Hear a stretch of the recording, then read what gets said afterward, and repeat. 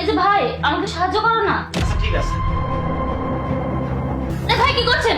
আমার শাড়ি ছেড়ে দিন। আরে ভাবি এসব কি করছেন আপনি? আমি বলছি ছাড়ো তুমি, আমি তোমার বড় ভাবি, আর বড় ভাবি মায়ের সমান। তুমি আমার সাথে এটা কি করছো? ভাবির সাথে এরকম খারাপ কাজ করতে নেই। আরে ভাবি আপনি তো বললেন আপনাকে সাহায্য করতে। আরে ছাড়ো তুমি।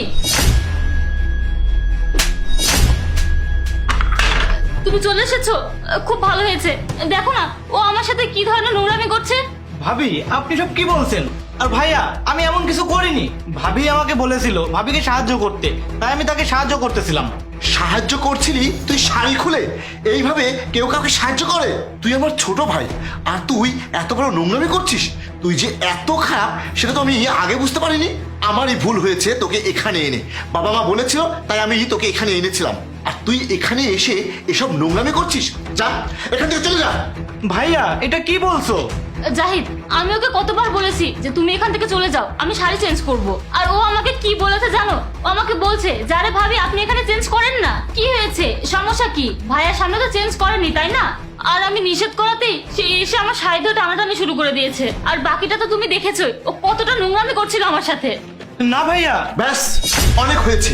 আর একটা কথা বলবি তোর মুখ আমি বন্ধ করে দেবো। চলে যা এখান থেকে, আর কখনো তোর ওই মুখ আমাকে দেখাবি না। ভাইয়া ভাবি আমাকে এমন অপবাদ দিল, সে তো পর, আর তুমি তো আমার আপন, তারপরও তুমি আমাকে ভুল বুঝলে। ঠিক আছে আমি চলে যাচ্ছি।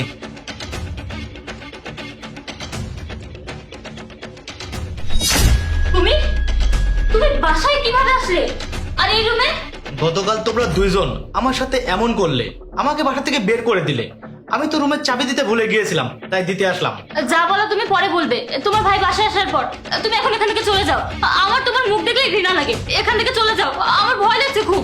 কেন আজ এমন ভয় লাগছে কেন? গতকাল তো ভয় লাগেনি। দেখো তুমি আমাকে টাচ করবে না, দূরে যাও, দূরে যাও বলছি। যেই অপবাদ দিয়ে আমাকে তুমি বের করে দিয়েছো, এখন আমি সেই অপবাদ হাসিল করতে এসেছি। দয়া করে আমাকে ক্ষমা করে দাও, আমার ভুল হয়ে গেছে, প্লিজ আমাকে ক্ষমা করে দাও। আচ্ছা ভুল হয়ে গেছে। আচ্ছা তখন কি কি যেন বলছিলে, এখন বলো এখন বলো। দয়া করে আমাকে ছেড়ে দাও, আমি তোমাকে সব খুলে বলছি। দেখো জাহিদের মা বাবা এখানে এসেছিল, আমি ওদেরকেও বাড়ি থেকে বের করে দিয়েছি। আসলে আমার জয়েন্ট ফ্যামিলি একদম পছন্দ না, সেজন্য আমি ওদের মাঝে ভয়ভীতি সৃষ্টি করে দিয়েছিলাম। আর ওরা এখান থেকে যেতে বাধ্য হয়েছে। তার দুদিন পরেই তুমি এসেছো, যা আমি মেনে নিতে পারিনি। আমি চাই আমি আর জাহিদ ছাড়া এই বাসায় যেন আর কেউ না থাকে, এজন্য আমি এমনটা করেছি। আমি তোমাকে বের করার অনেক চেষ্টা করেছি, কিন্তু তুমি যাওনি। শেষ পর্যন্ত আমি এই নাটকটা করেছি যাতে তুমি চলে যেতে বাধ্য হও। আর দেখো অভিনয়টা কতটা সফল হয়েছে, আর তুমি বের হয়ে গিয়েছো।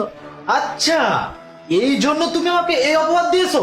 তুমি কি একবারও জানো যে এই অপবাদের জন্য আমার জীবনটা নষ্ট হয়ে যেত? ভাগ্য ভালো আমাদের পরিবারের নিয়ম নীতি একটু অন্যরকম, যার জন্য আমার ভাই আমাকে অনেক বিশ্বাস করে আর সাথে আপনাকে অনেক ভালোবাসে। আর আমার ভাই সেদিন এটাই ভেবেছিল আপনার পক্ষ নেয়া, সাথে আমারও। তোমারও মানে? হ্যাঁ আমারও। ভাইয়া এদিকে এসো।